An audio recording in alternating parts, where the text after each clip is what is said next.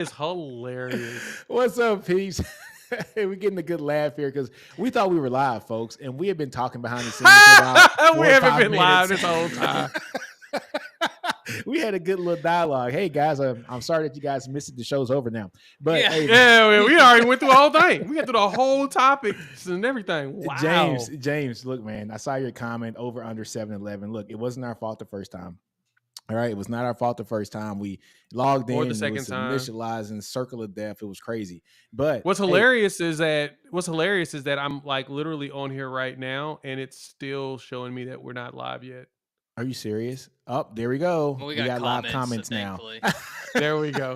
We're getting There we comments go. in. I'm telling you, the Oh, so- NCAA is trying to hold us down. Yeah, I'm telling you, man, we're going to talk about super leagues, man. And so, Hate our look, kind. man, yeah, look, it's the NCAA. They don't like us right now because we about to get all in that gravy today. But, folks, man, look, like, comment, subscribe, share to this channel. Wipe your feet before you come in my damn house, man. Hit that like button, folks. You guys have been with us for about 7-8 months now. So please go and subscribe to the channel. This is going to be very live, especially during the SEC season this year, man. I cannot wait till season starts. We're going to have a lot to talk about. But sorry, folks, that we couldn't get to you guys over the last 3 weeks.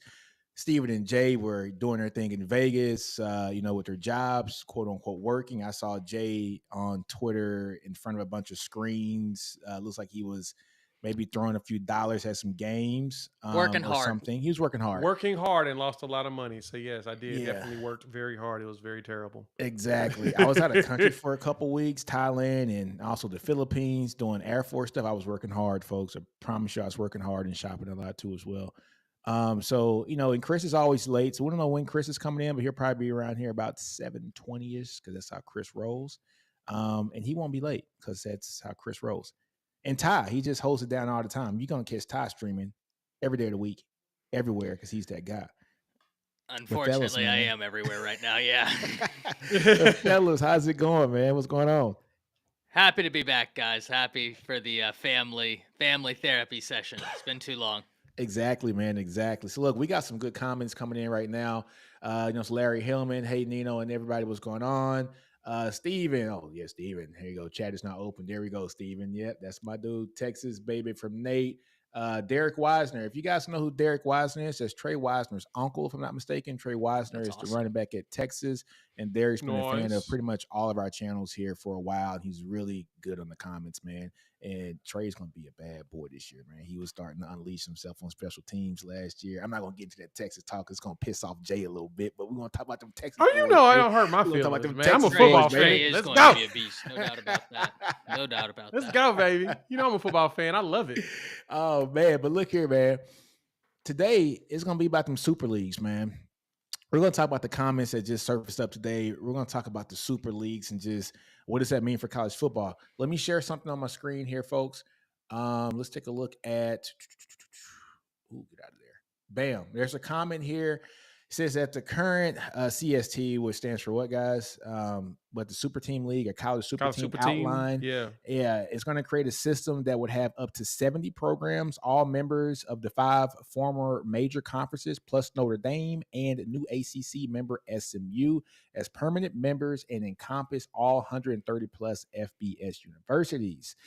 The members will be in a 7-10-team division, joined by an 8th division of teams that will be promoted from the second tier. The 50-plus second division teams would have the opportunity to compete their way into the upper division, creating a promotion system similar to the structure in the European football leagues. The 70 permanent members would never be in danger of moving down, while the second division would have the incentive of promotion and relegation. So, folks, all this stuff means is we might be getting Super League soon, folks. Hey, man, let me push in on that. So this is what got my attention. I've been looking at the article from The Athletic before we started, and that's why I shot the text and said, we've got to talk about this, because what's fascinating about this is the fact that there's potential for regulation or deregulation for like these lower tier teams. So your upper teams, it's going to be there like they always are, but the lower tier have an opportunity to expand those divisions. And then if they don't perform, they get sent their butts right back down. Man, could you imagine like Vanderbilt being kicked out of the SEC? And Auburn. Auburn. Would be such a shame. Oh, wow. They sent Auburn down. and then Dude, they bring up Boston College or dude, could something you like that, imagine man. that? That would be just some Could you imagine like hilariousness. Rutgers being kicked out of like Right, Rutgers kicked out of the Big Ten. Could you imagine that? I mean, think about this Oh shit for a man, minute, man. What's a Big that Ten would be team that bananas. sucks? Well, I'm sorry, I don't want to say sucks. Okay, I don't want to say sucks. That's just so harsh for me to say. I But a mean, Big Ten team that's Northwestern.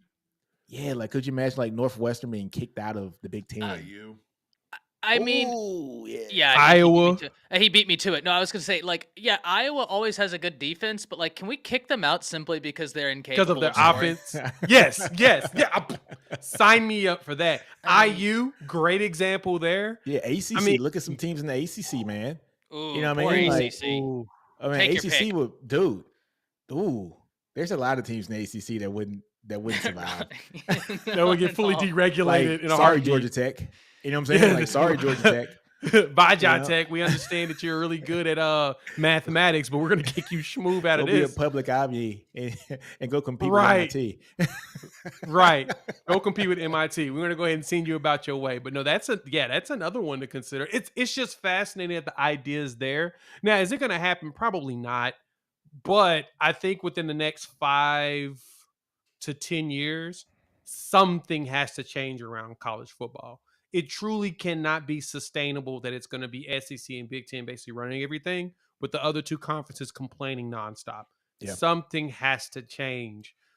Even though, in the SEC and, granted, the Big Ten, it just means more than everybody else.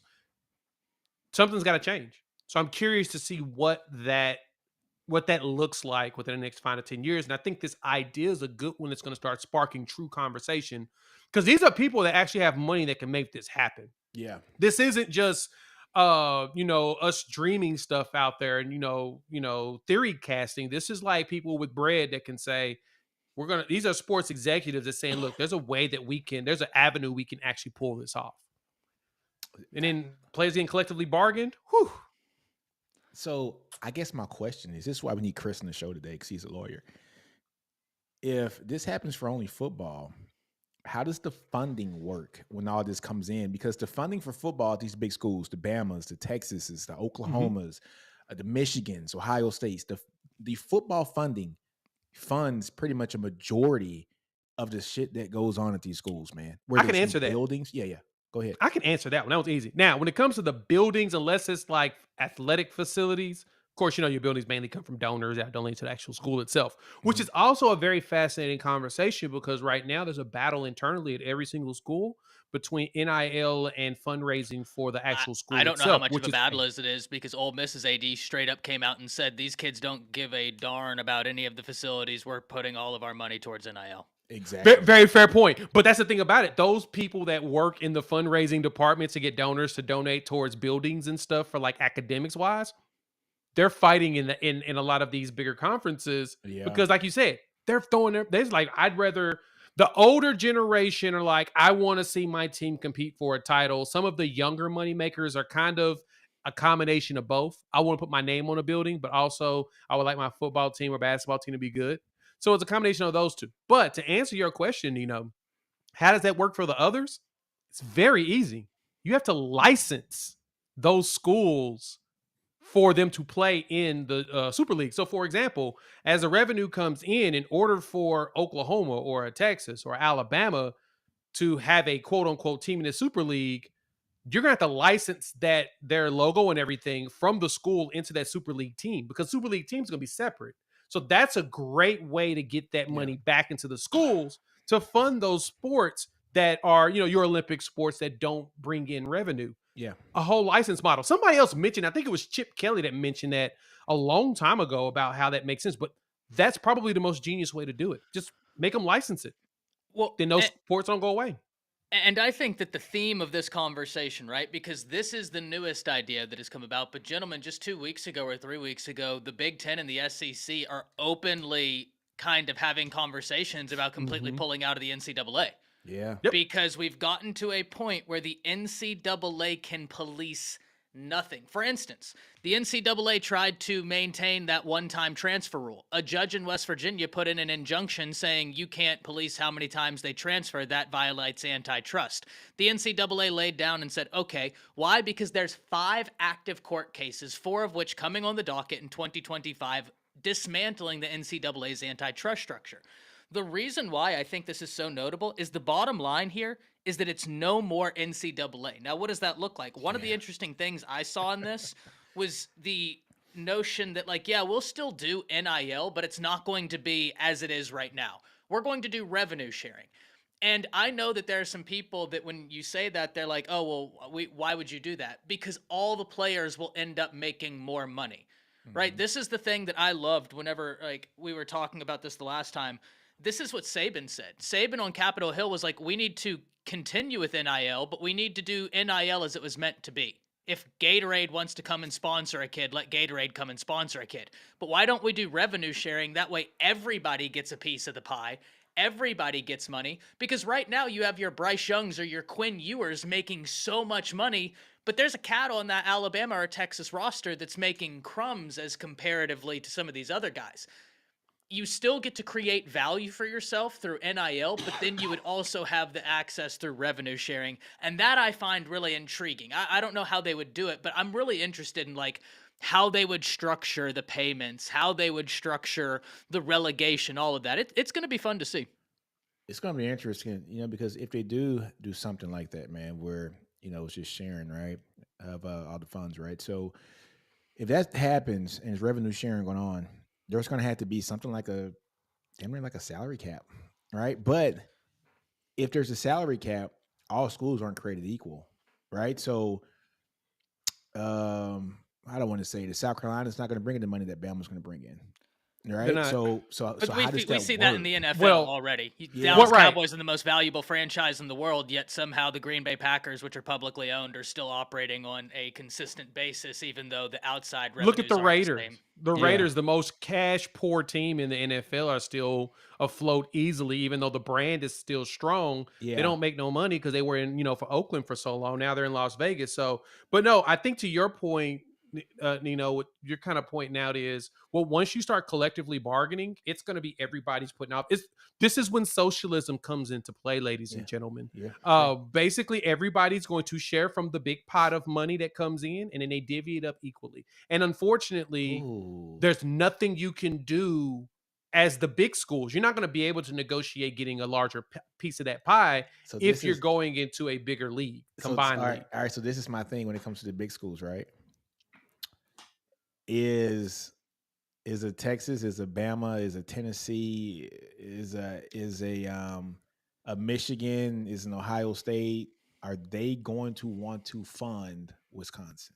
Probably not, unfortunately. And And so- no, No, you're they're wrong. not going It's to- idealistic, my idea, but you're right. Right. They're not going to want to, but they're going to not, unless they decide to branch off into a super big league and then a minor league. I think They're not going to have a choice if they're going to want to play football. I think that's going to be a hiccup in there because I can't Right. see teams getting all this revenue and then saying, no, people are coming to see Alabama play Vanderbilt. They're not coming to see Vanderbilt, right? So You're right.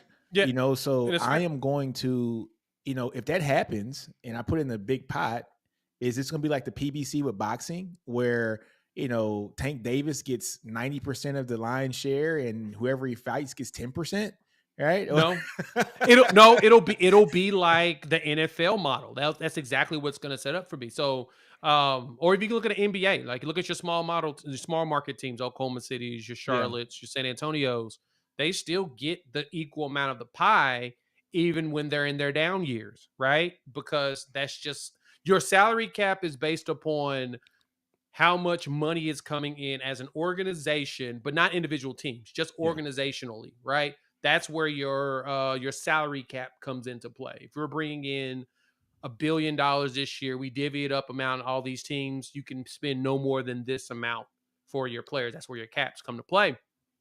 That's kind of where your negotiational piece is going to come in. I think the good thing for them is it's a lot easier because you're only dealing with like 4 years, right? If you make it to where there's no red shirt and it's only your 4 years of play, eliminating all the extra years. You won't deal with what the NFL has, where they have a whole bunch of dead years on the back end of On the cap, contracts. You've got basically. Sorry, 4 Bo years and Nix. your butt's out. So, Right. all right. So this is my thing, right? So is it when you're talking about the money going into one pot? Are we talking about the money made from the actual games? Are we talking about donor money? TV. Like TV TV. money's most TV you revenue, typically yeah. NFL, NBA, the way they're in MLB, the way they do theirs is they have the big national TV contract. Well, MLB doesn't, they do regional stuff, but they have the big national TV contracts, and from that and anything the league makes is what goes into the pot for the cap. Now Okay. the teams like ticket money and stuff goes to them. You Okay, can do so whatever you want to with that. all right. So this makes sense. So when you're looking at the revenue share piece, this is to guarantee that every player in Equity. college football gets the same amount, basically. So Yes. separate of NIL. So let's say, for instance, the revenue share would say every player in college football gets 50 grand a year. Or Right, like- Yes. or it's one of those things like the NFL where each team is given $10 million and they say, do with this what Have you at will. it. If your quarterback now, I That's don't the know only the answer to that. man, that's That's a great crazy. question. You know, that's a That is fantastic. crazy. But that's where Okay. the free market comes in. The question, free market wise, is what is a quarterback worth to you? But I Right? And then think the market oh, sets man. itself. Okay, all right. So this is the problem that I'm getting hung up on, right? Mhm. If we're going to revenue share and we're going to mandate that all the teams get equal share, right? And since we're now essentially, if this happens, we're going to be making college football a minor league for football, basically. I Yep. would want to kind of keep it simple, right? This would be my thing. I think the revenue share should be that every kid gets equal amount. NIL per school separately is where these kids are going to make their money. Like that's where your Bryce Young comes in and hits him across the head for 1.5, right? Or you might get a 2-star kid like a guy like at Texas, Foreman, right? He ended up becoming the Doak Walker, winner. He was a 2-star coming in, college. So of course he wasn't going to make the money coming out of high school in the college because his star ranking wasn't that large, right? So everybody revenue shares gets their 50 grand, but this gives him an opportunity to where NIL, he's able to pick it up and make some real bread. If he actually performs at the level of which he thinks he should be performing. Steve, what you Well, think? Man? it's You kind of quiet today, man. Yeah, Steven, I know. No, he over here quiet and stuff. Look on You over modulate. there He's plotting feeling right good. now. You watching Spurs or something? No, I've been listening to this awesome conversation. I think it's funny the article and everything that's come up because it's literally almost to a T what I suggested a couple like what maybe our last show or the show before. Mhm. Literally what Mhm. I explained, and Yeah. now we're seeing like people running with this idea, but I don't have money to actually fund it like these You guys. but sure? No, but we can make sure somebody you get was- your due credit. We'll all you know, riot. Somebody was well. The I stole a lot of Godfather. my stuff from Chip Kelly, so to be fair, but I thought it was Chip was talking about I that stole similar. a lot, Yeah. but I had some alterations in there from what Chip said. But I mean, I hear what you guys are saying in terms of revenue split and TV dollars split, but I mean, to the point about will Texas fund Wisconsin or anything like that? I mean, how does it work today in terms of us in the SEC? I mean, don't they still have to? Isn't there some sort of negotiation of what each team gets with the TV deal, or like what does that? I don't know how different that would be in terms of sharing what it is today versus Well- revenue, TV money revenue is Well, the what I'm TV going. revenue money today in the conferences is split between each school, so they all get an equal share. Right. So Vanderbilt gets the same thing that you get from that Alabama would So get. then why would they be pissed off in the new model? Yeah, if okay. You see It's what a I'm fair saying? point. Yeah, that's what you're saying now. Well, I think what you were thinking about, Nino, is that like Texas having 100,000 seat stadium, would they have to share their gate money with a Yeah, Vanderbilt that's who what I has was like thinking. 30,000 or a Missouri who has 35,000? No, Because it was all going to that's one pot, right? exactly. If it's That's just the not TV revenue, then Missouri it's the same Stadium only stuff. holds 35. Well, Yeah, Baylor so- only holds like 40. Yeah, I think Missouri holds like 60. They're very small. They're very small Yeah. stadium. They're one of only the smallest gonna stadiums in the agree conference. to the TV stuff anyway, because these are multi-billion-dollar contracts. Hmm. There's tons and tons and tons of money, but all the other individual school stuff, you know, I think that would probably remain what it is right now. There's a reason why certain schools generate more profit Hmm. than others, right? And Yeah. so there's a whole bunch of ancillary things that that generate money that Texas may do or Alabama may do that Missouri or another school may not, right? And Yep. tickets being part of that. So I'm not too Gotcha. concerned about that. I mean, I've always said they need to break away. My thing is in this model, are we going to go to, what did the divisions look like, Yeah. right? They're talking about 7 leagues. I would hope that we get to a place where things are a little bit more localized, and we can eliminate Maryland and UCLA being in the same conference and nonsense like that. I mean, just that doesn't even make sense at a professional level. It doesn't. Now, That's the thing that's now, bothered me most about realignment has been that we're losing a lot of the regional stuff that actually has meaning as far as like hate and stuff. but one thing I That does can bother me. say, this is one thing that could actually benefit from this, right? But hold on, folks. First off, Sharpshooters Podcast, he's the homie. Go check him out. Really good content, man. He's a Bama fan, but it's all good. Brinsky. What's up, Brinsky? The We big love homie. him anyways. He talks about a lot of good stuff, man. And he's a music lover too. So if you love music, man, Sharp's gonna definitely, like talk some good music stuff with you, man. So shout out to Brinsky, man. But one thing I can say, guys, just to kind of counter about like the localized teams and stuff, right? What has been the main thing that these kids have said when they are getting recruited out of Texas, Georgia, Alabama, or just kids across the country? They want to come play where, because that's where all the talent's at. They want to go play No, in the no, that's fair. SEC, right?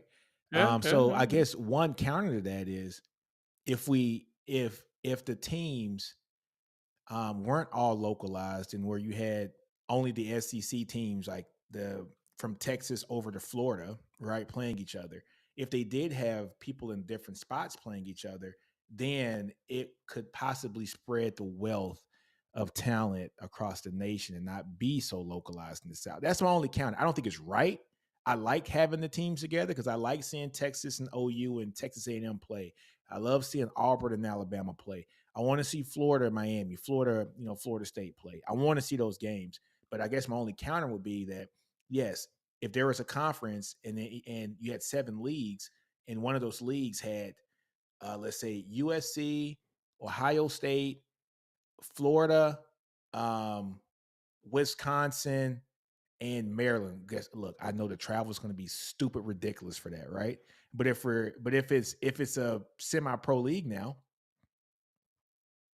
right? I mean, if it's semi-pro, like kind of is what it is at that point, right? But Steven, I'm with you. I like to localize games, but I'm Yeah, just I thinking mean, outside the box here.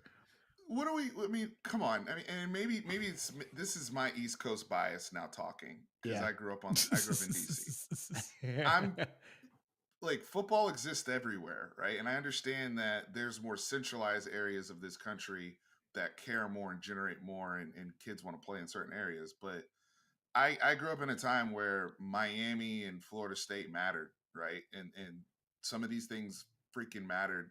And if there's a way to make those things matter, and encourage that even monetarily, so that those schools can keep their kids, or even Penn State on the East Coast. Some of the reasons why we've lost these regional rivalries is because of realignment had been taking place.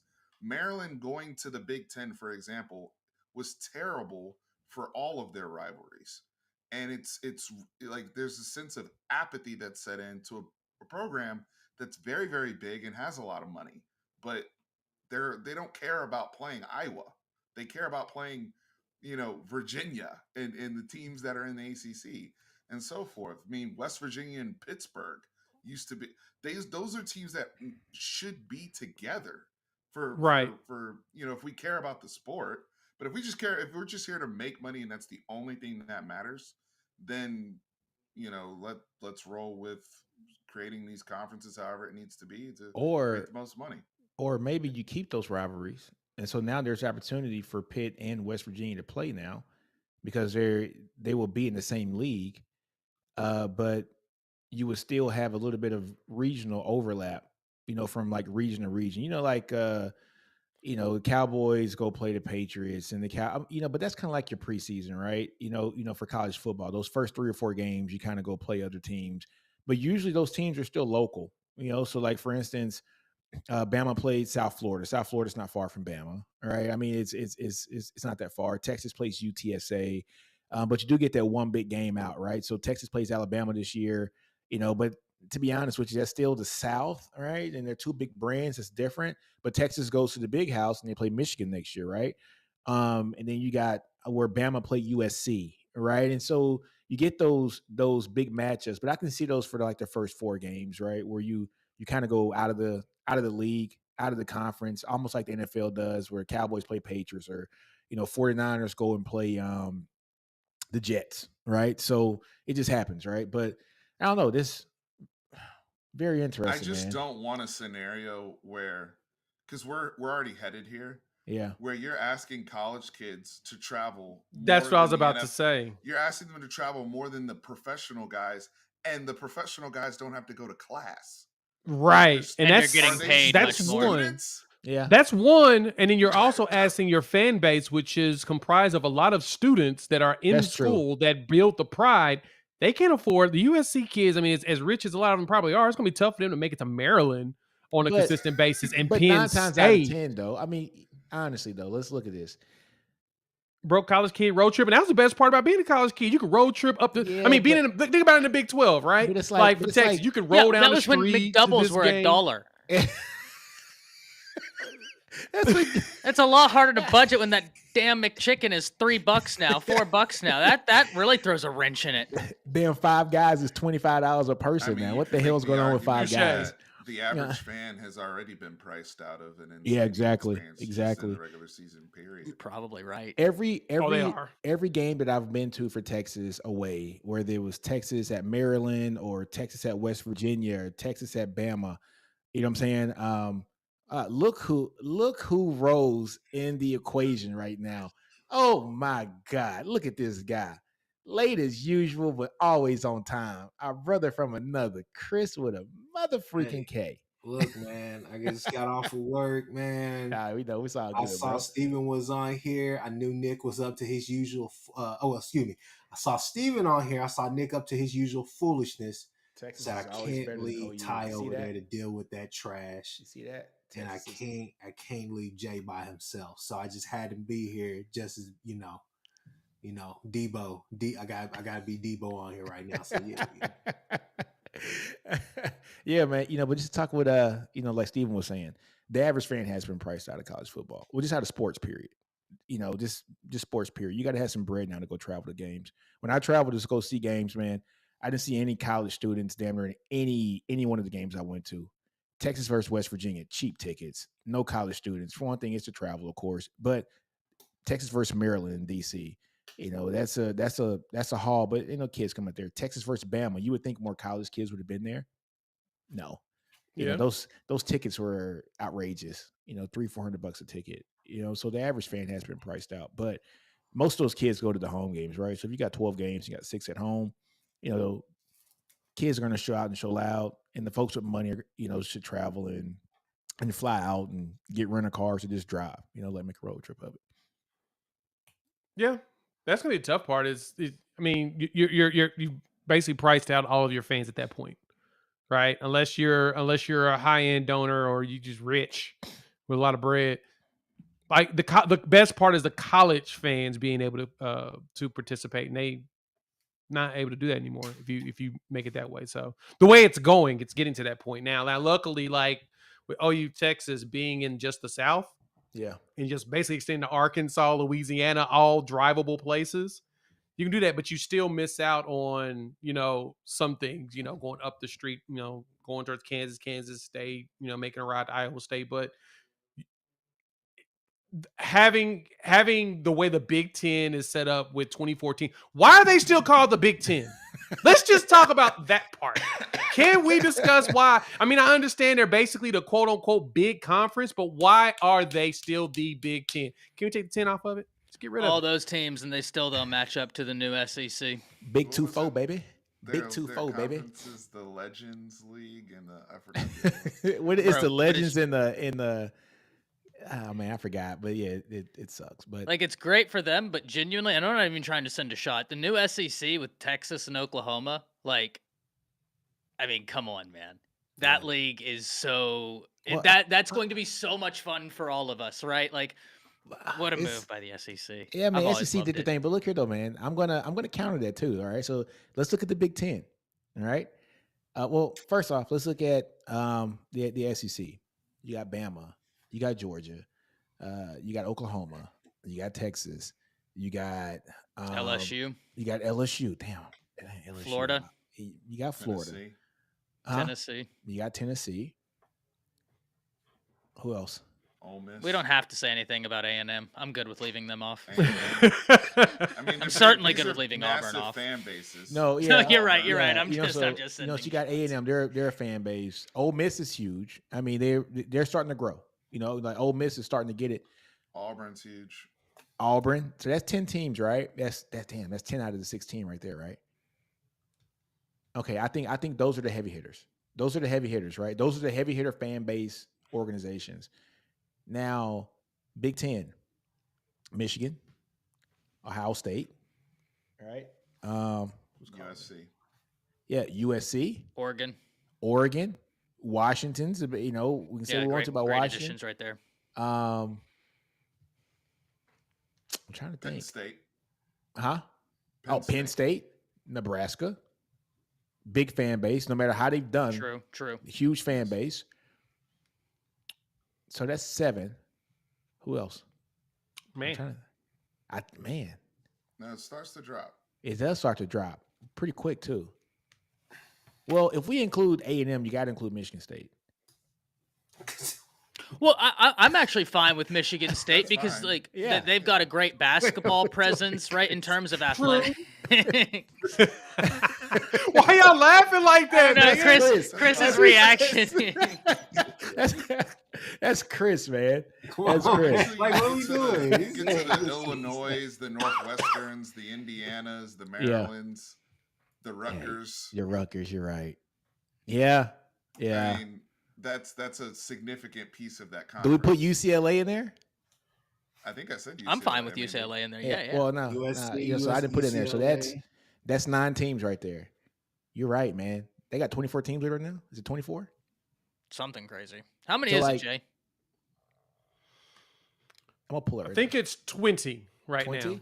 So pound It's for pound, the technically SEC 20. has to. It is what it is. They got the better teams. Pound for pound. Well, and then even if we're like ranking those, like fair play to Michigan, great season, no doubt about it. Gonna be fun to see what they look like next year. Y'all have a great game going up there. That I'm so excited I'm for excited about Texas. that one. I would love to go to that game, to be honest with you. Gosh, man, you should. That answers a couple of questions about both teams early on in the season, as far as really for both seasons. I mean, for both teams. So I'm excited about that game too. And Ohio State, like they're going to be an interesting team. But I think if we're doing like the real heavy hitters, I think even then, like the SEC is still more top heavy in between Yeah, they are. Texas, Yeah. Oklahoma, Bama, Georgia, LSU. Right there, I mean, those teams right there are going to take take your pick. OSU versus Michigan and against all those, and it's an absolute dogfight. OU and Texas going to the SEC tip the scale. So now the Yeah, SEC, no doubt. not in my book, and you guys know that I've criticized the SEC for being top heavy for a lot of times, but now with OU and Texas being there, I don't think you can say that anymore, because I think that with the current coaches, the current regimes that are there at each school, I think that I don't think OU or Texas expects to have a down season anymore. With Then what what we SEC have schools would currently. have. That's a fair point. You know, I like to. 18. They have 18. But they're gonna have two more. They got 8 freaking. What's going on, Jay? Jay. Auburn hacked him. They heard about me trying to relegate them, and they're trying to hold us down. Oh, there he is. We're back. There I Jay, am. you I'm back. back? I'm There back. you My go. bad. Yeah, I'm back. I'm back. You know, interweb's acting up. 18 teams. Yeah, 18 teams. I just got it up. So, Stupid. man, look, travel's going to be stupid for this, man. So what are we Steven, on? Like, so I'm what with number you. are we on now of how many from the big y'all would consider? I think we said 9. So, okay, so we said, look, Ohio State, Wisconsin, Penn State, Michigan State, USC, Nebraska, UCLA, Oregon, Michigan? Washington, and Michigan. That's 10 teams, 10 out of 18. I didn't even throw in Iowa, and Iowa's, you know, no, but Iowa has a legit loyal fan. But you're right. I will put Iowa.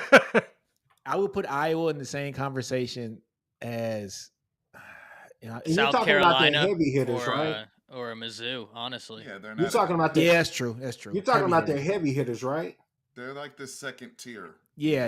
I would say Good, strong, like second heavy tier hitter schools. to mid heavy hitter, because some of the teams I listed for the SEC, I wouldn't count them as heavy hitters. Now, Steven, back me up on this. Somebody bag me up on this at least. I don't put who were the last like Michigan State, hell, Minnesota, even Washington. I'm sorry, I know it's just recency bias, but for a long time they were mediocre too. I mean, it's going to be like a damn Ferris wheel out there. It's just going to be a revolving circle of just spitting out one team out of that bunch that is like, oh yeah, they're good this year, and they're sorry this year. They're good this year. They're sorry this year. But Washington like always Jed has this Fish. like Go ahead. crazy aspect to get good coaches. I mean, you're talking Yeah, about they Don do. James, Chris Peterson. I mean, Peterson, and then listen, I know DeBoer. I was gonna throw it out there. I didn't know if like it was so short, but he was so Nah, successful. Like he when went he to was the there. playoffs. He went. And Natty, yeah. I mean, he went to Natty. You know, they get great coaches. Yeah, No, that's and respect. I get that, but I'm just saying, like, it's not every year that they're consistently putting out 10-win seasons like that. Same with Iowa, same with Michigan State, same with Iowa, same with a lot of those teams. Those teams are the same as Mississippi State catching lightning in a bottle. Now Ole Miss is good. I don't know, but if I do that, I got to take Washington. Ole Miss out of the equation. I got to take A&M out of the equation. Mhm. I gotta, like if I do that, I got to start taking some teams out of the SC, because I put Ole Miss in there and I put A&M in there because they got huge fan bases. Even though they might not win all the time, they still got huge fan bases and they travel well, and they're going to fill 100,000. They're going to spend money. Yep, they're going to spend money, and so that's why I put Michigan State, because they do spend money. Michigan State teams spend money. Washington is a wild fan base. If you've never been to a Washington game, they are a wild fan base. They spend money. They have a national presence. There's a lot of Washington fans all over across the country. I worked with a lot of them in the Pentagon, man. And you want to talk about guys who are into their football? Washington folks are into their football. But the rest of those teams in the Big Ten, again, the IUs, the Illinois, Purdue, the Minnesotas, Rutgers, the Purdues, the Northwestern, Rutgers, the Northwesterns, they're all in that boat. Maryland. Right? Of what they're Maryland's a sleeping giant because Maryland has all the Under Armour money, and that is true. Maryland can be a giant if they ever took it seriously. No, they do take it seriously. The problem is they do. Tua's little brother kept getting hurt. His knee. Maryland takes it seriously. I'm talking about Maryland as a major program. They do take it seriously. Their biggest problem is that they also are playing in a deficit every single year because of how much they have to spend to travel. I think they're the ones that are always negative.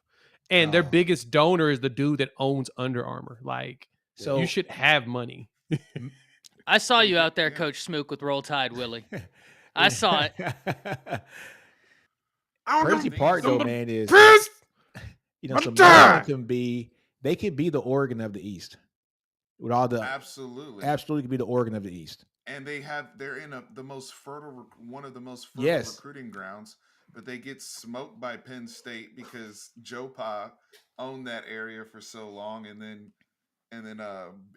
Beamer at Virginia Tech started hanging out there, and West Virginia took So, but Maryland, when Maryland's right, they have all the bread to do it. They could be as big as they want it to be. So, but You know what's so funny about that, Steve? And it's part of the reason why I absolutely agree with you is because my family is from out there in like the New Kent, Virginia, Richmond, Virginia area.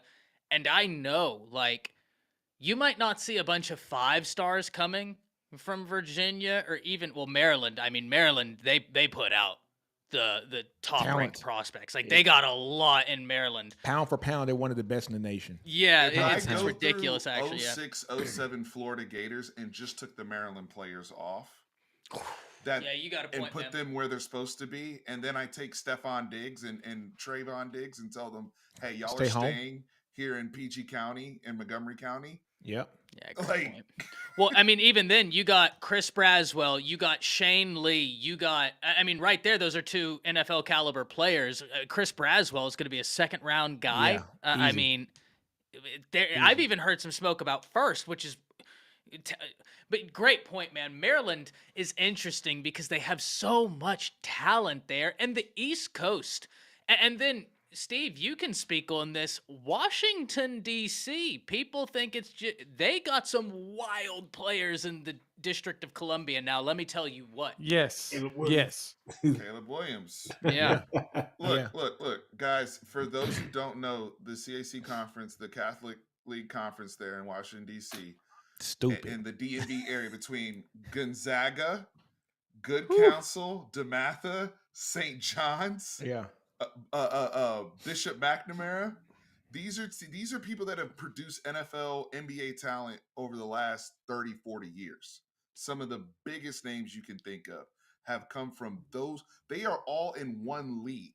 They all play each other every year in one league. That's why when Caleb Williams won that league as a sophomore in high school, he ascended automatically. It's like, we don't need to see anymore because he was doing it against future NFL players. Mm-hmm. It's like Hey, that the Trinity DMV, League man. out there in California. It's crazy league. Straight stupid, man.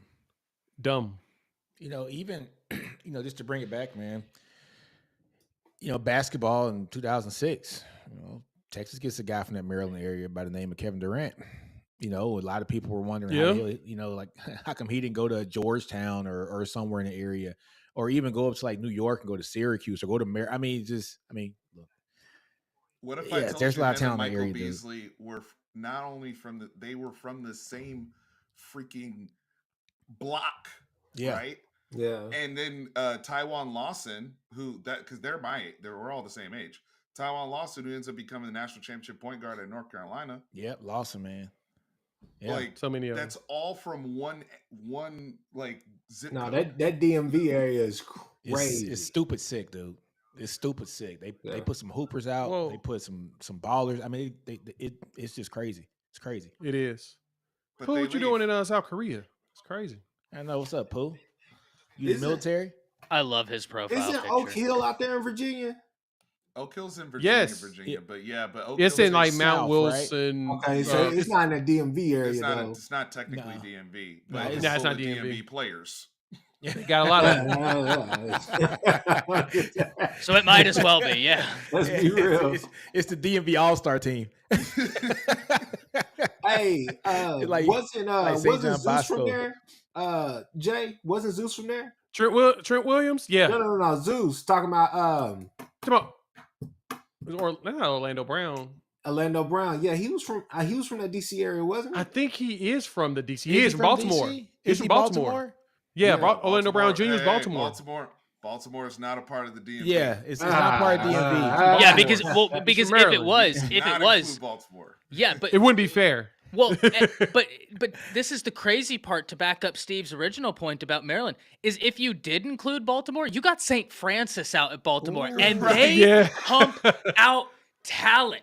Like Hey, Yeah, St. yeah. Francis is Who's wild. the defensive end that you guys got from St. Francis? Ty? Braswell. Sure was. And then Yeah. Shane Lee, he was and then if I look at St. Francis right now, they have the number 96 player in the nation, cornerback, right? And I'm sure if I kept going through, I'd find even more. They've got another guy, a 4-star, a cornerback, so 2 4-star cornerbacks.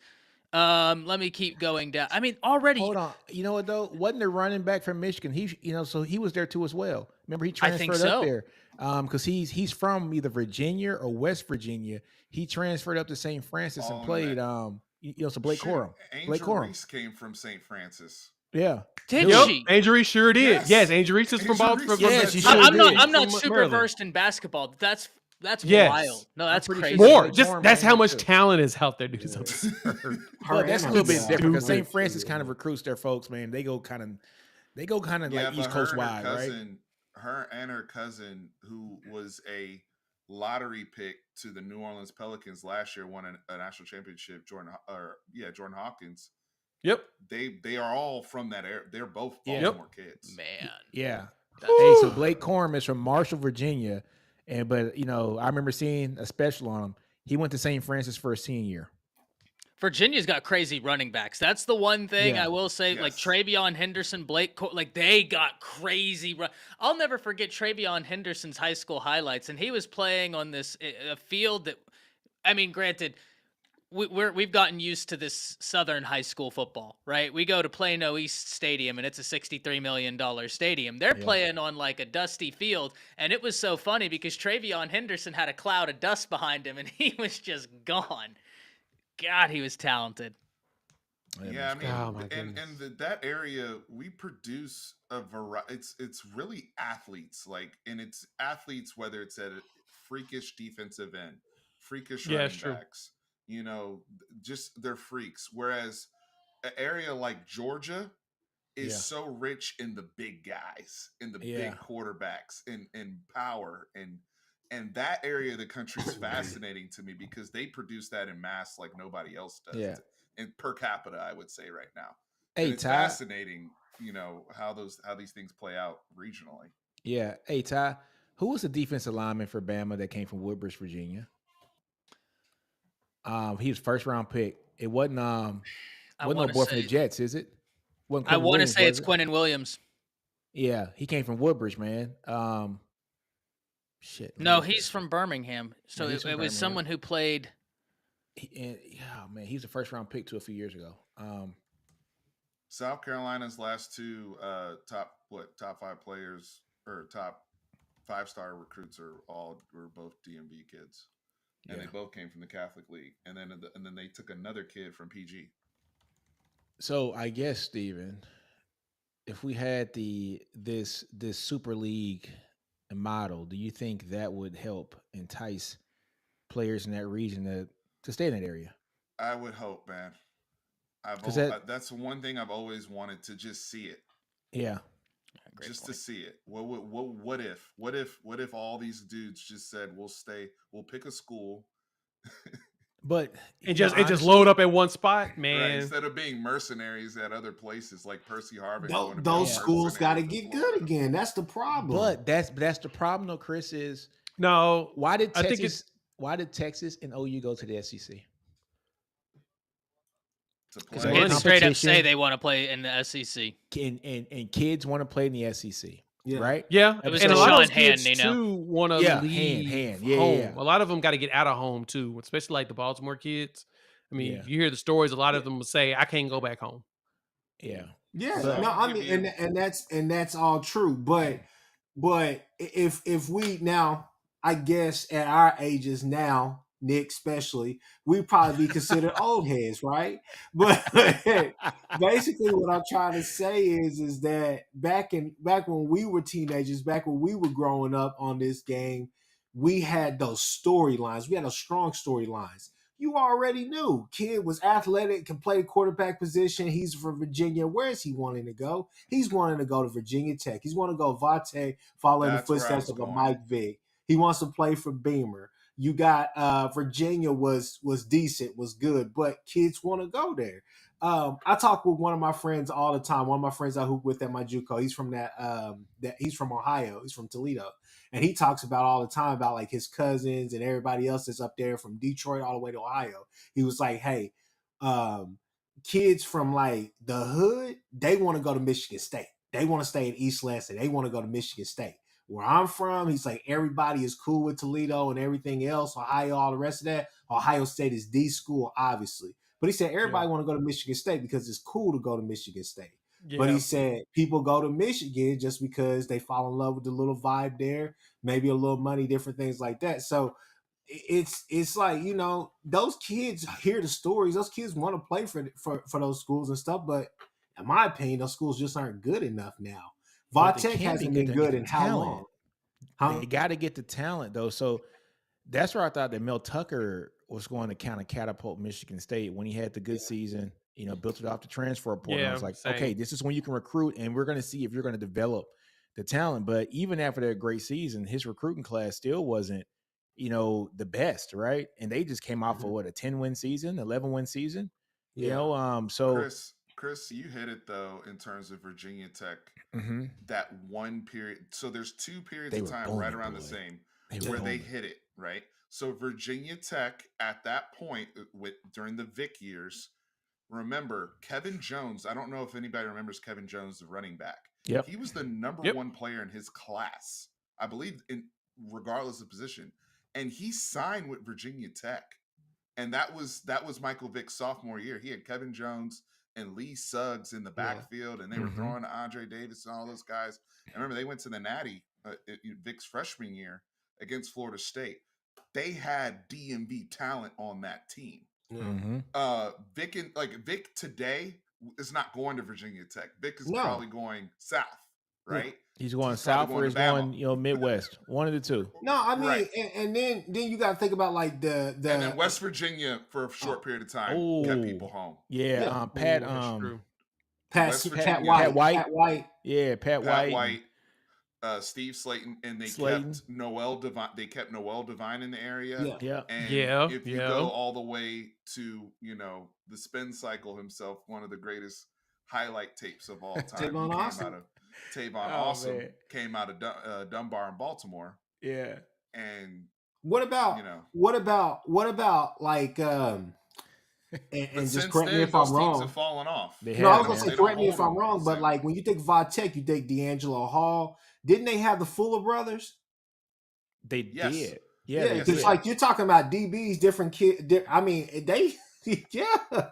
But you got to bring them in spades, though, man. You got to bring more Yeah. than just the 2 or 3. Yeah. See, that's where it's different in the SEC and just teams with a brand is that they It's can go every recruit year. nationally, man. It's every year. That's why, you know, you see Bama at the time when Saban was there, and you know he's kicking butt because he's able to like stockpile 5 stars and say, hey, look, you play 1 year, you're going to the league, so just sit here and wait, kid. You know, and it's like so when one goes out, look here, man. Jalen Hurts goes out in the national championship game. They put in Tua and win the damn thing, right? Tua gets That's hurt true. prior to the SEC championship game the next year, and what happens? Jalen comes in and wins the game for him. Like that's the kind of talent you're stacking. And then guess what? Neither one of them, are there anymore. And Mac Jones comes in and wins the damn championship. Like they were just stockpiling talent upon talent, and then Yeah. not having to rush to play those guys, those very talented guys. That if a Mac Jones or Jerry Judy, Devontae Smith would have had to go to a lesser school, they won their starting, they're getting every snap, and they have no time to develop. Right? Mac Jones got developed for 4 years. He got developed for 4 years, able to sit, learn, and then go be a first round draft pick. Those schools don't like.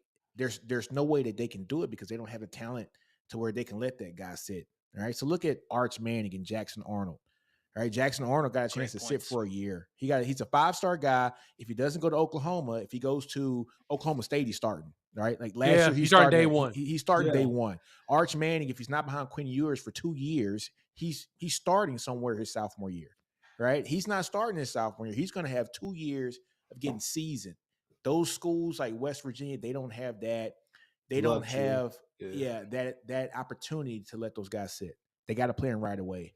And the thing is, they got lucky with phenoms. Pat White was a freshman phenom. Yes. Michael Vick was a freshman Phenom. phenom. So if you don't hit on That's a very fair phenom, point.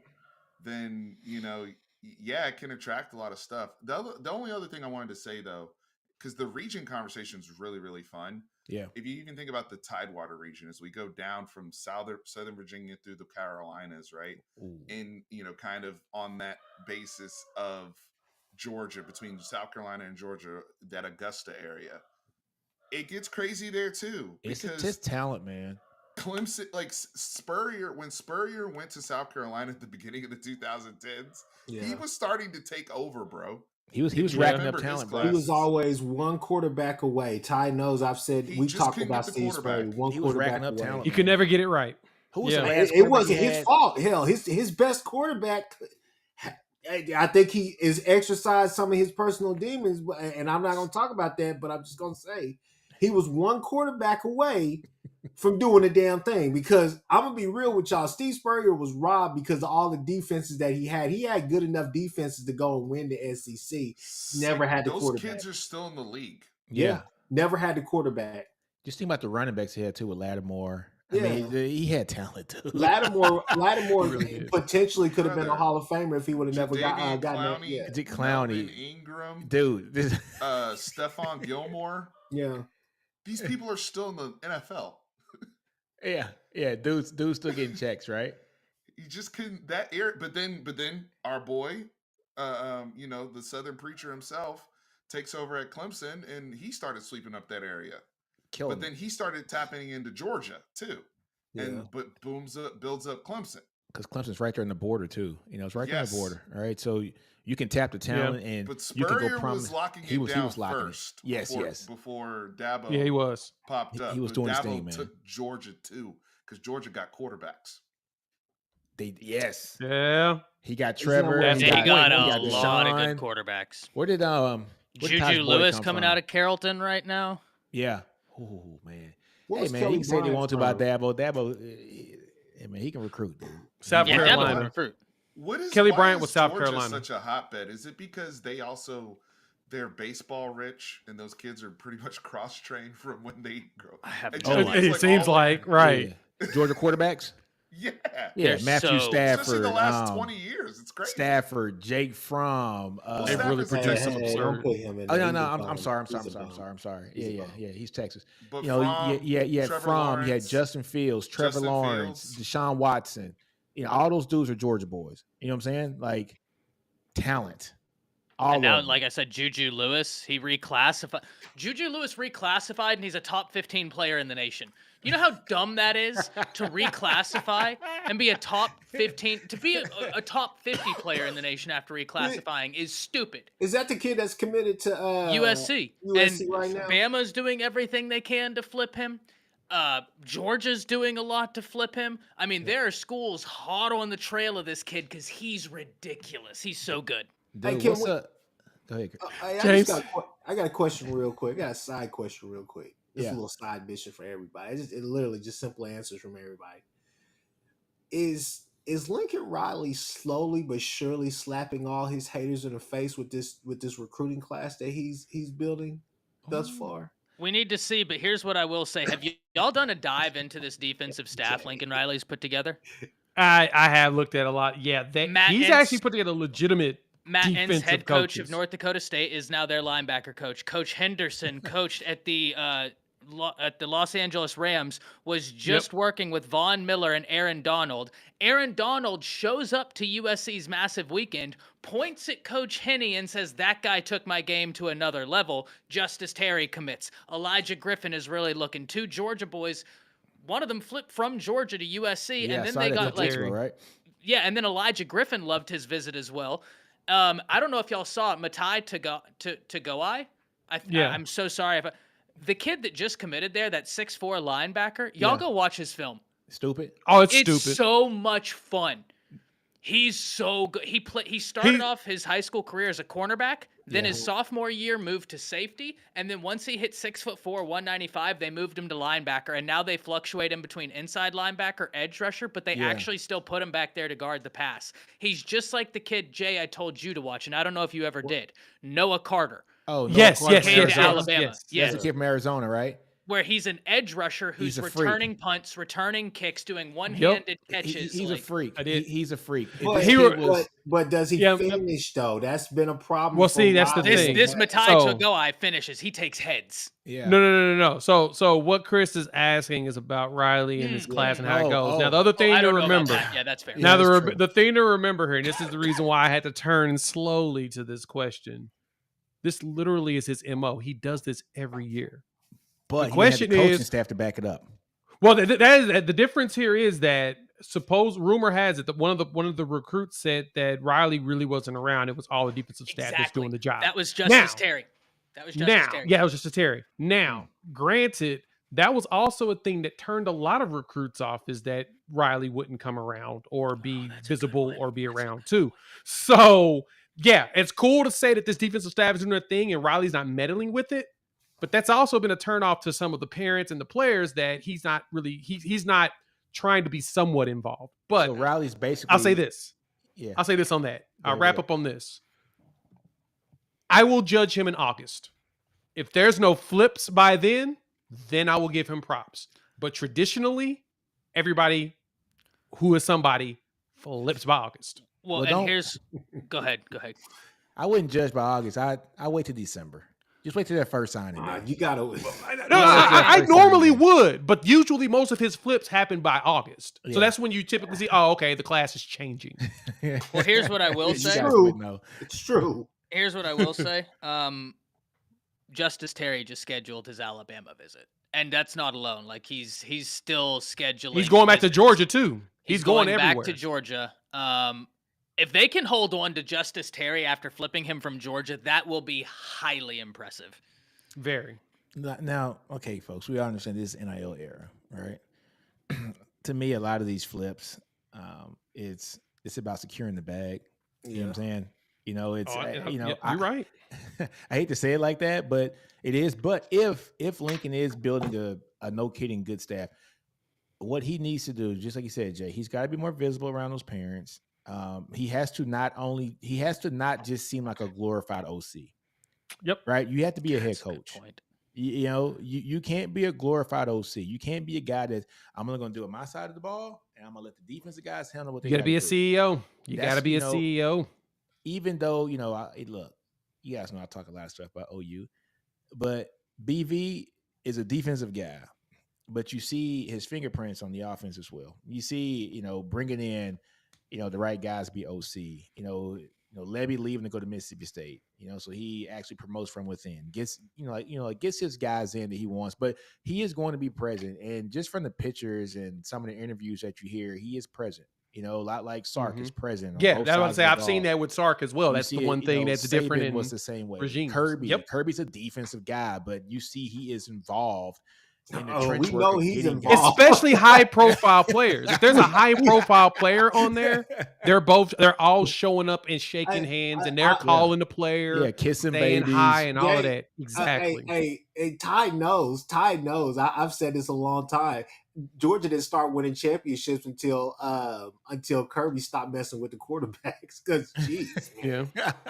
letting that Jake Fromm trash come out there. Dang. Well, I mean, to the point though earlier that Jay made about August, you know, I know Neo saying recruiting in general about securing the bag. I mean, everybody's throwing. If your NIL collective is on point, everybody's like.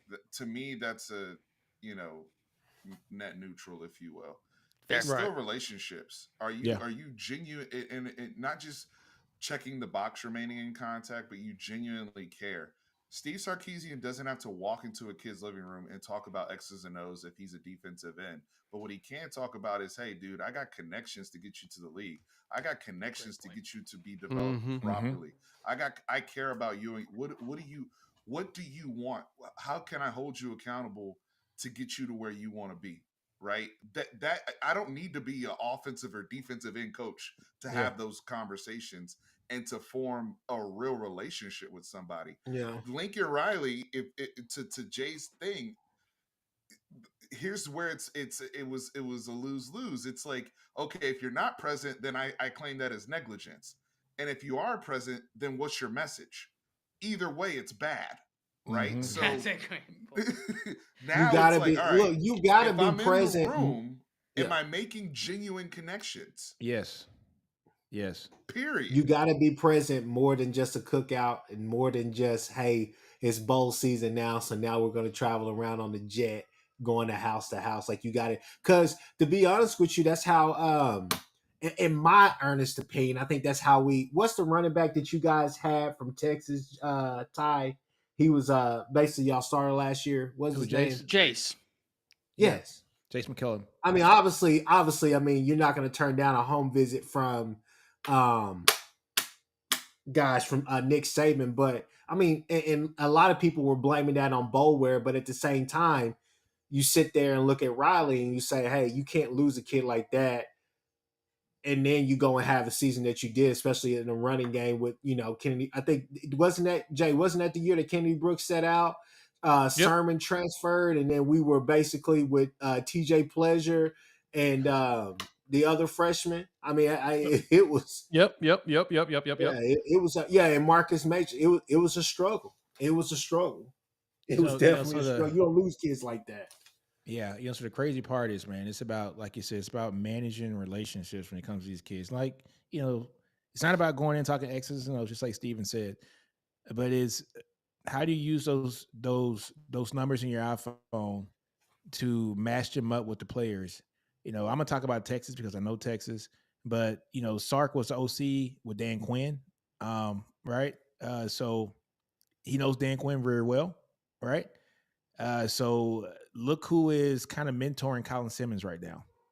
It's a guy that it's Michael Parsons. He was coached by Dan Quinn for the like the past 3 years, and he is kind of like the mentor. Immediately, he got that, and it wasn't just with Michael Parsons. And I don't know this for a fact, but I'm gonna put this out there. Texas's DC, which is PK, met with Dan Quinn. What was it, 2 years ago, Steven? And to me, I think that was all about how to weaponize Overshawn, right? And how to get him all over the field, like the Cowboys have gotten Michael Parsons, like all over the field. How does that translate? It translates very well because Overshawn gets drafted by who? The Cowboys, who was Dan Quinn was the DC at that time, right? So it's about those connections, making sure that you get those kids in front of the right players, get them in front of the right coaching staff, because it could change your life. A lot of people didn't think that Overshawn would get drafted that high. He got drafted high to the Cowboys, and I think that was probably because of the relationship that between Steve Sarkisian, PK, and also Dan Quinn, right? Knowing how to weaponize him because they were probably very familiar with him, and they trusted the evaluation of those coaches. Talented, dude. That kid. No, he's talented. He's talented. No, he's very talented. Yeah. But do you go with the talent that you know or the talent that you don't know? Brother. Huh? We were neck and neck with LSU for Colin Sip. That was a very that was a battle. Recruitment. Yeah, it really was a battle. But that was a battle. To get to the relationship piece. Nick Saban is a master at this. Yeah. Right, because Jalen Milroe was. I remember. I forgot what camp it was, and Saban is president. They were in. This is between the Texas stuff. Before Quinn Ewers and all that. But he pulls out his phone, and this is right around the time I think Jalen Hurts was at OU or getting ready, and he FaceTimes Jalen Hurts and puts Jalen Hurts on the phone with Jalen Milroe. Right? Even though he's not at his school anymore. Yeah. And he's like, this is where you want to be and why. And the fact and what I remember Jalen Milroe, somebody saying this, he was like, dude, the fact that y'all are still talking like that and you're still close, he was like, yeah, our relationship goes way beyond football. Saban loves relationship. Yeah, he's such a great ambassador for the school, and not just a school. He is exactly what you want in a player, man. Is when things don't go your way, do you take a tail and leave? Right? He didn't. He finished. He got his degree, and when his number was called upon again to come and win an SEC championship game, he came and did it. Right? He did it. Right, and then. Yeah, he's the epitome of a team player, and it's showing. It's been very fruitful for him in the league.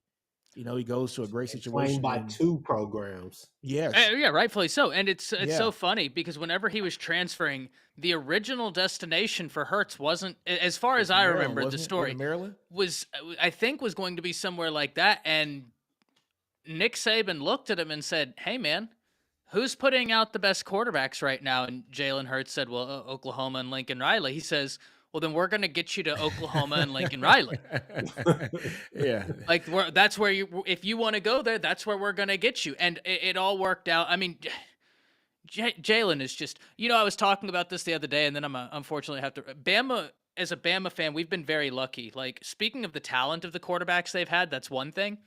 But when you look at like, and Mac's a great dude, but like when you look at Tua, Jalen Hurts, Bryce, and now Jalen Milroe, you're not only talking about 1% athletes, you're probably talking about 1% human beings too. Yeah, And great as a character. Bama fan, I can't tell you like how easy it is to root for Jalen Milroe.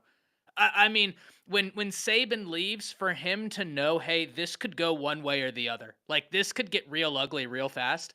To walk in Mal Moore, turn to the reporters and said, "I'm not going anywhere. Roll Tide." If there's an Alabama fan that questions him after that, send them my way because we'll have a conversation. I mean, what a leader. And it's just very blessed, right? And I'm not saying that Bama fans are alone in that. It's just that run of quarterbacks they had. What human beings? I mean, it's insane. Yeah, it's gonna be interesting. It's gonna be interesting to see, how Kalen kind of picks it up, going forward.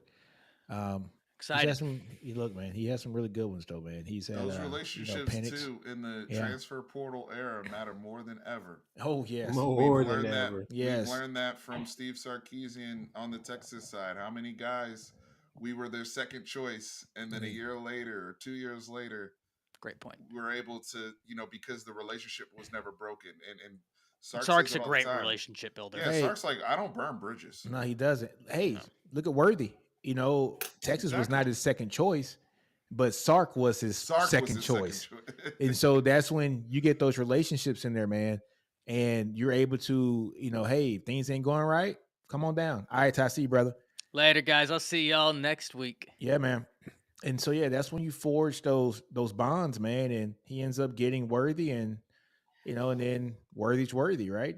Breaks the 40-yard dash record in the combine, and we're gonna see where he gets drafted this year. But it's all about relationships, man. All about relationships. What you laughing at, man? What you laughing at, Chris? I'm not laughing at nothing, Me and Steven had a great podcast the other day. We did. Basketball podcast, So I'm on good terms with Texas guys right now, so I'm gonna leave it there. Shout out I'll to keep Chris. my He comments had, to myself until the fall. He had South Carolina going to the Final Four, so that one didn't shake out for the men's. You were correct on the women's side, but for the men's, I thought you were out of pocket then, brother. But you know what? Hey! I picked Texas right though. NC State made it. Yeah, NC State. You were very impressive. You did technically. You had somebody in that region. You just had the wrong Carolina. Oh, you had the wrong. Yeah, that's all good, man. If you would have looked like a genius if you had taken NC State. Where's Oklahoma at? I would have. Where's Oklahoma at? They make it? We ain't even talking about Oklahoma right now. We're trying to fill the team. We trying to fill the team. Can we touch on that for a second before we tie off? So McCollum's in the portal. Suarez is gone. Usman is in the portal. Usman is in the portal. Hooley is in the portal. Is Owe in the portal too? Yeah. You guys got 4 players in the portal on basketball? No. Look, okay, so you got Usman, you got McCollum, you got Hughley, you forgetting about, and then you also got Owe. Always in the portal. Yeah, so that is 4. Yeah, and then Suarez is. I think Suarez is gone as a senior. Is this by design? What's going on? Why is everybody in the portal? I mean, if you let the little birdies around town tell you what's going on, is that a lot of people wasn't really gelling with the head ball coach, but I really don't know. Can't really confirm too much. It's just the fact that it seems that it's just blowing up, and I think that. I like Porter Moser. I really like Porter Moser. I think Porter Moser's a good coach. I think he's a really good coach. I agree. He just hasn't worked. Coach. He is. He just hasn't worked out here at OU. And now, to put it in my uncle's terms, the fact that you're on year 4 and basically having to start from scratch again. Yeah. He's a Midwest coach. He needs to be in that Illinois, Chicago area. I don't think it's gonna work long term at OU because that's Shaka Smart, man. I was happy to see him go as far as he can go this year. It's just not your that's Shaka had a team, man. They just match us. But no, I mean what you're saying though, Steven, is it's true. I mean, I just think that this has been a bad marriage, and I think eventually it's going to force Castiglione to do something that he doesn't normally do, and that's fire a coach, Mm-hmm. and find a new. I mean, and to be honest with you, to be quite frank with you, our coach is sitting on the bench over there at Houston. They should have hired Kellen Sampson to begin with.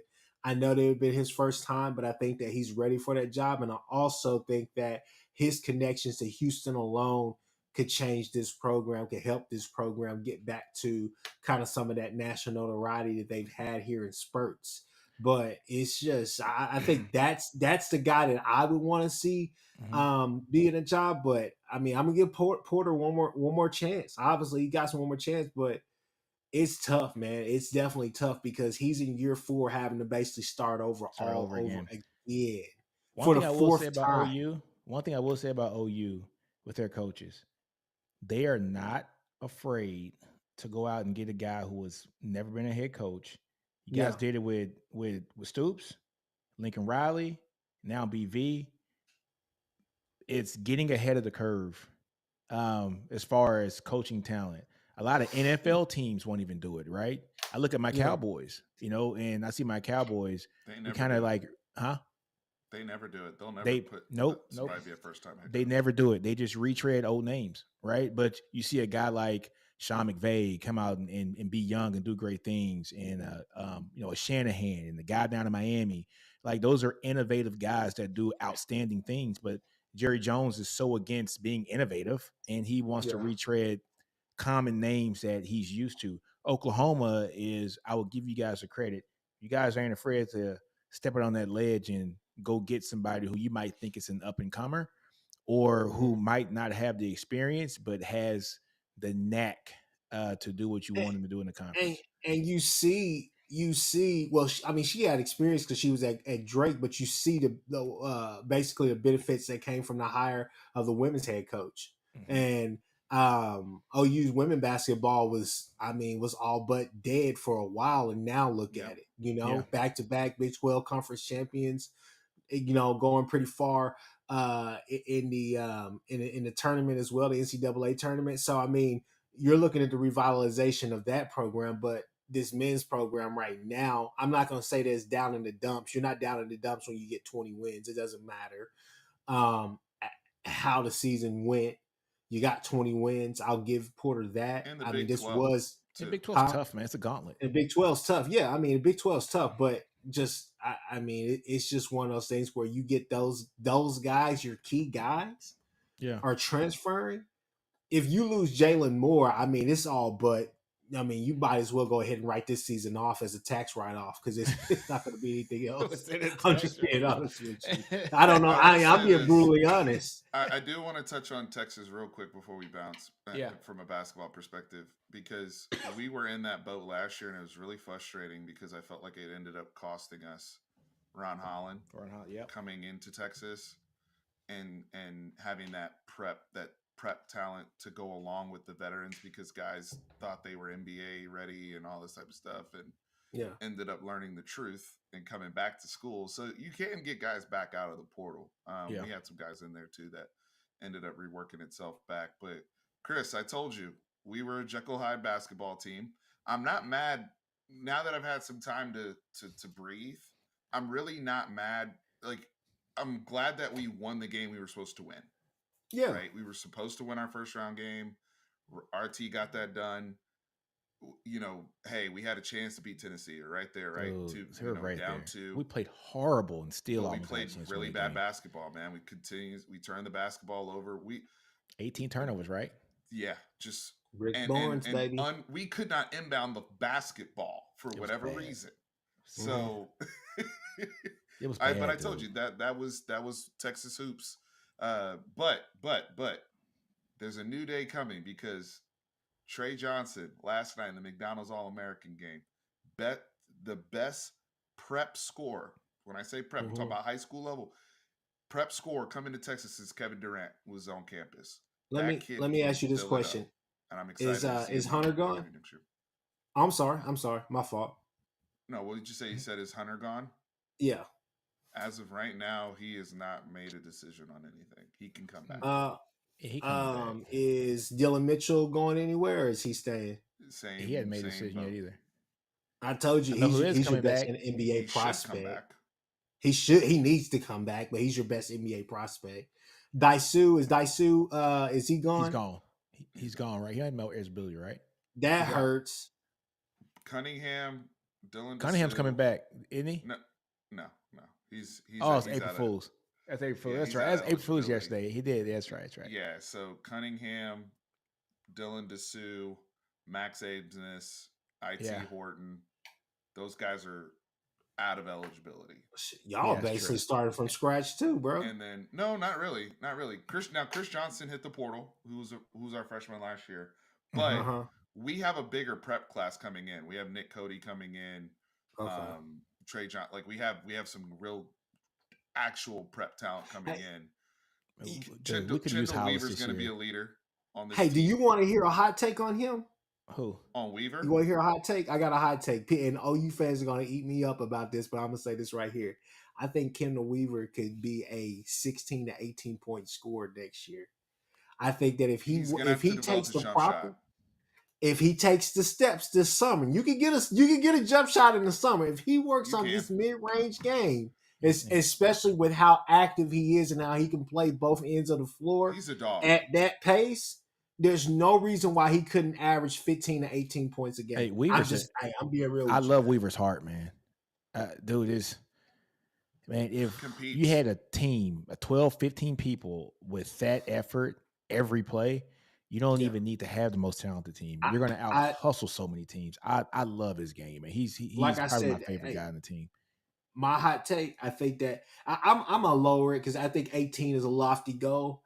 I would say somewhere between. I would say 15 points per game. He should average at least 15. But he's because such a defensive guy, That's though, my right? thing. That's my He thing. reminds my me- value is on the defensive Yeah. side. And if Steven, he's a- he his reminds value's on the me- defense, but why can't he make that next step? Why can't he Because take that most next guys step don't. and be that guy? And then he's gonna Let's just be expend honest. he's gonna expend so much energy on defense.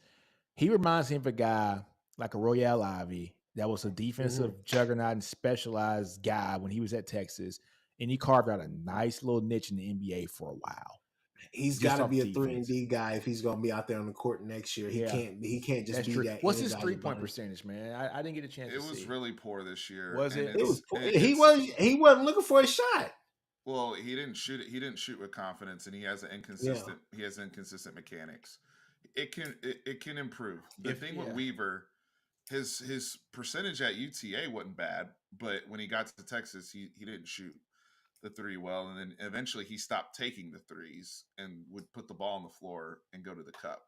Yeah, let me. They've got it. He's got to develop that element. If he just gets to a serviceable level from a 3-point shooting standpoint, I'm cool with that because that opens up the floor for everything else.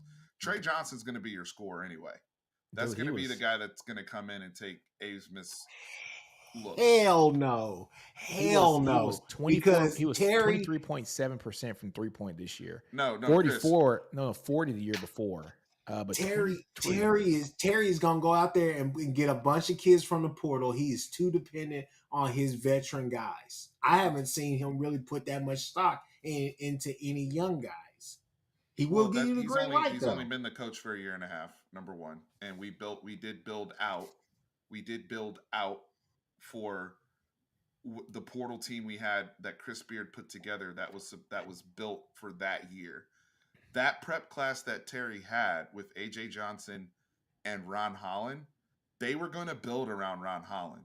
And Trust Ron me bolted. on that. If he He had come to bolted. Texas, Yeah. Terry had to pivot when those dudes went to one went to the NBL, the other one went to the G League. By the way, Yeah. for those who are listening, G League Ignite, that's toast. It's So you toast don't have now. to worry about kids hopping over there if they've already signed with your school and people flirting with them. So that's fine. But we haven't. The reason why you haven't seen that is because Rodney Terry hasn't even gotten a chance to work with a kid like this. Trey Johnson is one of the top 5 players in the class, and he's probably the best pure scorer in the class. But you see this at Baylor with like a Jacoby Walter. Every year, Baylor's had a phenomenal freshman guard. Keontae George the year before. We just have not had that that level of player. But now we do. And So Baylor's he's also going to had have to build around Trey Johnson. There's no ifs, ands, or buts around it. Yeah. If you can't work with Trey Johnson, then then you can't be my coach. Like, period. That's just well, I don't know because I don't know how many years he signed his contract for, but is Terry on his? Is he on the hot seat if he has another up and down season like he did this year? If it's like this year, yes.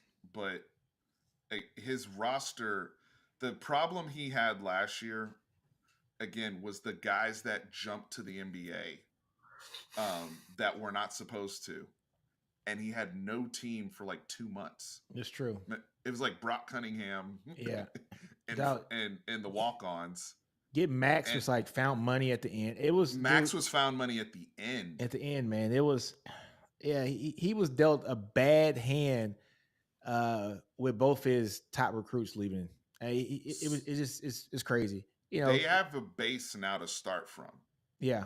Weaver, Cedric, you know, there's guys there on that roster right now that at least have played. And then you throw in a Trey Johnson in there and Cam in there too as well. 3 really good high school, 3 guys that should play. Yeah. Now I can be way more strategic in the portal if I'm Rodney Terry. He got to the point in the portal, Nino can correct me if I'm wrong, where we couldn't say no to people. Yeah. Because we needed the bodies. We need the bodies, bro. This dude, so you think about the class right here, man. He's got 3 national top 50 players coming in next year, you know, so you're looking at that happening, you know, plus the talent that he has on the team already. Like you said, he's got to go get some guys in the portal. What does Mitchell do? Does he come back for another year? I think probably should, right? And if that happens, you're looking Nick, at what's up? Nick, I told Steven, I said, yeah, he's the T-Move version of Kelly Oubre. I said he's a knockoff Kelly Oubre. You want to talk about somebody he won't with a shoot, jump shot. he won't do anything. Look, when it comes to basketball, if y'all want to hear somebody critical and really break that game down, come listen to me because I will tell you. When I watch him, I'm like, dude, you're the best NBA. You're the NBA prospect on this team. You're the best NBA prospect that Texas has, but you don't play like it. You don't have a motor. You're good in spurts. You're not consistent. You don't look for your shot. You don't do any of those things. And they run a lot. They run sets where you can get a lot of easy buckets just off of athleticism. Brother, but the motor is not there. How can we continue to say that somebody, and I'm not trying to, because he improved a lot this year because his freshman year, he was not playable to me. Yeah. So he went to, hey, a guy that can get us 8 to 10 rebounds. He guarded really well. Because he was way more aggressive in transition. He was aggressive on the offensive rebounding and putbacks.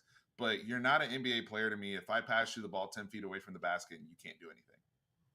That's unacceptable. You can't play at the next level if you don't even have a floater, a jump hook, or any type of fall. Now he started to develop like a little fall away jumper.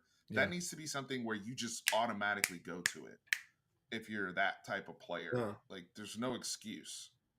Really, at this level of basketball. I mean, you can even call him a poor man's version of Josh Smith. He just can't shoot. He's not a willing shooter. He doesn't do like Steven. That's what I'm trying to say. Like for Kendall Carter, or Weaver, if I'm the head coach of Texas, right?